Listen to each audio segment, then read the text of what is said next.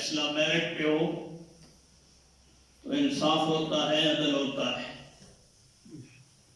حقدار کو اس کا حق مل جائے یہ عدل ہوتا ہے، اور حقدار کو اس کا حق نہ ملے تو یہ ظلم ہوتا ہے۔ قرآن مجید فرقان حمید نے تمام ظلموں میں سے سب سے بڑا ظلم شرک کو قرار دیا ہے۔ ان الشرک لظلم عظیم، شرک بہت بڑا ظلم ہے۔ کیوں؟ کہ عبادت کے لائق صرف اللہ وحدہ لا شریک کی ذات ہے، کسی اور کی عبادت نہیں کی جا سکتی۔ تو جس وقت کوئی بندہ اللہ کے اس حق کو جو خالصتاً رب کا حق ہے عبادت، اس کو ختم کرتا ہے اور کسی اور کو اس کا شریک ٹھہراتا ہے، معبود سمجھتا ہے، عبادت کرتا ہے، تو یہ ظلم عظیم ہے۔ عبادت صرف اللہ کا حق ہے، کسی اور کی عبادت کا تصور بھی نہیں ہے دین میں۔ اس وجہ سے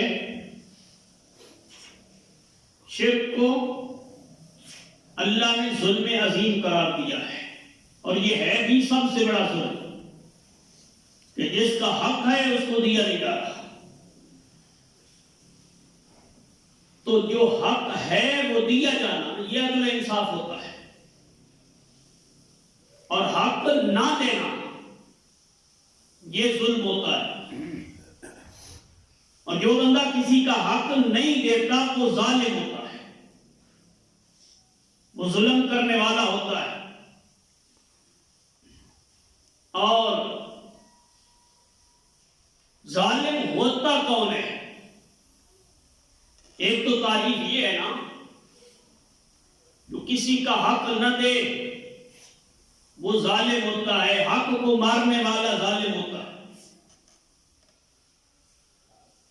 ایک اللہ کریم نے اپنے دین کی حدود اور قیود کو بیان کیا ہے، وَتِلْكَ حُدُودُ اللَّهِ، مایا یہ اللہ کی حدیں ہیں، یہ اللہ کی حدیں ہیں، مت توڑو۔ تِلْكَ حُدُودُ اللَّهِ فَلَا تَعْتَدُوهَا، یہ اللہ کی حدود ہیں، انہیں توڑو مت۔ وَمَن يَتَعَدَّ حُدُودَ اللَّهِ فَأُولَٰئِكَ هُمُ الظَّالِمُونَ، فرمایا جو لوگ اللہ کی حدوں کو توڑنے والے یہی ظالم ہیں۔ اللہ نے اپنے دین کی حدود کو بیان کر دیا ہے، دین کے پورے فلسفے کو بیان کر دیا ہے، چاہے وہ فرائض عبادات ہیں، معاملات ہیں، اخلاقیات ہیں، فرائض ہیں، واجبات ہیں، جتنی بھی چیزیں ہیں رب نے ان کو کلیئر کر کے رکھ دیا ہے، اور فرمایا یہ اللہ کی حدود ہیں، جو بندہ ان کو توڑتا ہے وہ ظالم ہے۔ اب جو بندہ ان حدود کو توڑتا ہے وہ ظالم ہے، تو ظلم کا انجام کیا ہے؟ ظلم کرنے والے کا نتیجہ کیا نکلے گا؟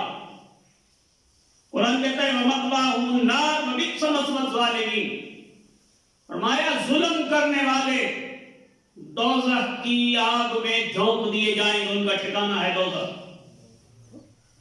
وَبِئْسَ مَثْوَى الظَّالِمِينَ، اور ظلم کرنے والوں کے لیے یہ برا ٹھکانہ ہے۔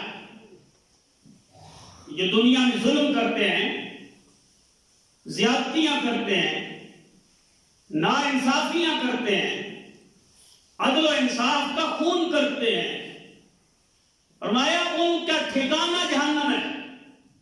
وَبِئْسَ مَثْوَى الظَّالِمِينَ، ان کا ٹھکانہ جہنم ہے۔ اور یہ لوگ جب جہنم میں جائیں گے تو جہنم میں جانے کے بعد ان کی کیفیت کیا ہوگی؟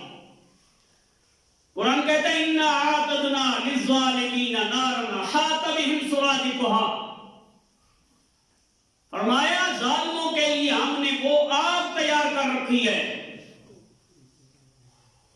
کہ اس آگ کی دیواریں ان ظالموں کو گھیر لیں گی، یہ اس کے اندر گر جائیں گے۔ دنیا میں ظلم، تشدد، زیادتی، ناانصافی کا بازار گرم کرنے والے، میں ان کے لیے ہم نے جہنم میں آگ تیار کر رکھی ہے۔ اِنَّا أَعْتَدْنَا لِلظَّالِمِينَ نَارًا أَحَاطَ بِهِمْ سُرَادِقُهَا، اس آگ کی دیواریں کو گھیر لیں گی، یہ ان کے اندر گر جائیں گے، اور جب چاروں طرف سے آگ ہوگی، دوزخ کی آگ جس سے دنیا کی آگ بھی پناہ مانگتی ہے، یہ دوزخ کی آگ ہے۔ جب یہ اس آگ میں گر جائیں گے، وَإِن يَسْتَغِيثُوا يُغَاثُوا بِمَاءٍ كَالْمُهْلِ يَشْوِي الْوُجُوهَ، اس وقت یہ کہیں گے ہمیں پانی دو، پیاس لگی ہے پانی دو، فریاد رسی کریں گے، پیاس کی وجہ سے تڑپیں گے، آگ میں گھرے ہوئے لوگ اس وقت ڈیمانڈ کریں گے پانی دو، تو ان کو پھر پانی دیا جائے گا۔ کیسا دیا جائے گا؟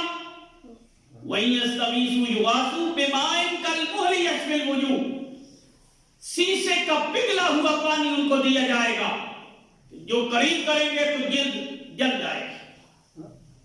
پینا تو بعد کی بات ہے، حدیث مبارکہ میں آتا ہے جب وہ منہ کے قریب کریں گے تو ان کے منہ کی کھال جو ہے وہ جل جائے گا، صرف قریب کرنے سے۔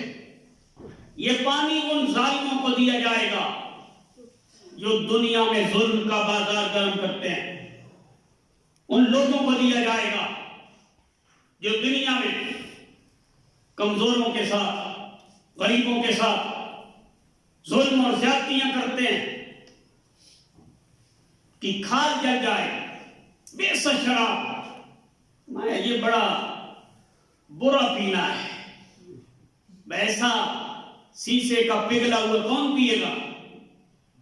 کیسے پیا جا سکتا ہے؟ لیکن ان کو پینا پڑے گا، کیوں کہ دنیا میں ظلم کرتے